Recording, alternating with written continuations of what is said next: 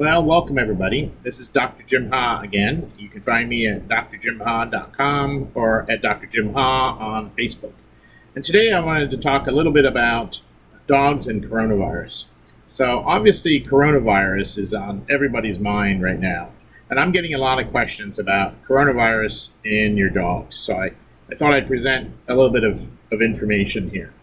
I want to insert my disclaimer. I am not a veterinarian, and therefore I cannot legally provide medical advice. If you have specific medical questions about your dog and coronavirus, please contact your veterinarian. But I do have a PhD in zoology, and I'm a certified applied animal behaviorist, and so I think I can discuss the general principles of virus transmission. And as you'll see in a minute, I even went to some experts.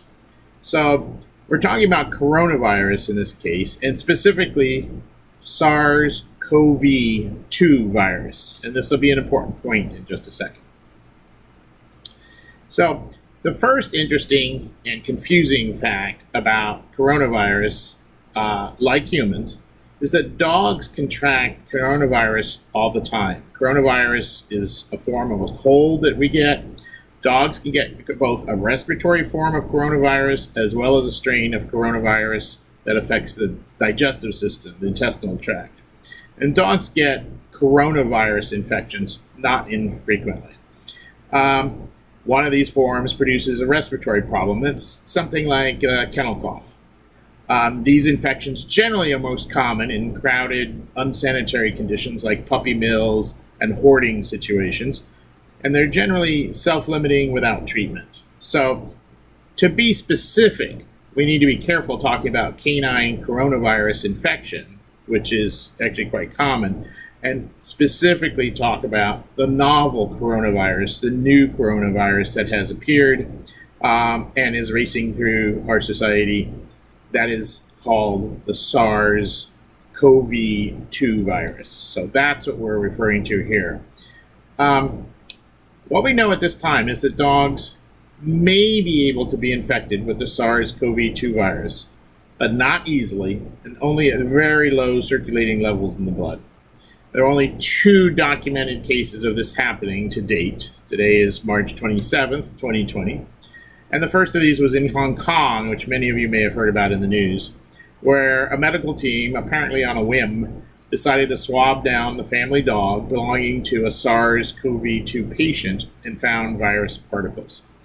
There's no evidence that dogs become ill following SARS-CoV-2 infection or that they can transmit the disease to humans. But it certainly, if it's in the environment, it can certainly be on and in the dog.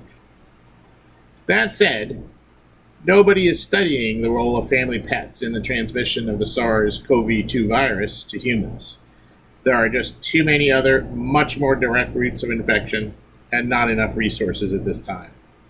So it's true that dogs can carry the SARS-CoV-2 virus on their fur, on leashes and stuff and equipment, and likely transfer that virus to humans. But to get a more knowledgeable opinion, my colleagues and I asked the experts on animal diseases at the University of Washington's Department of Comparative Medicine.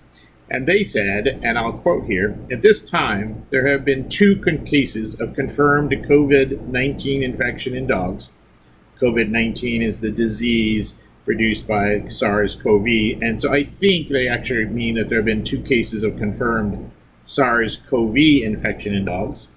And the potential for dogs and other pets to transmit COVID-19, the disease, to humans directly, that is by respiratory droplets generated by an infected dog, or indirectly via contamination from the dog's coat by an infected human, is still under investigation.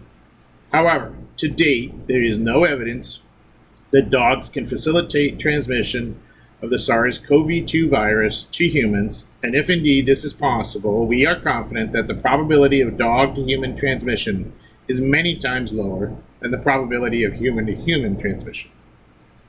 As a precaution, we recommend handlers wash their hands before and after interactions with clients, for instance, in training or assistance dogs and so on, and wipe leashes and vests between interactions.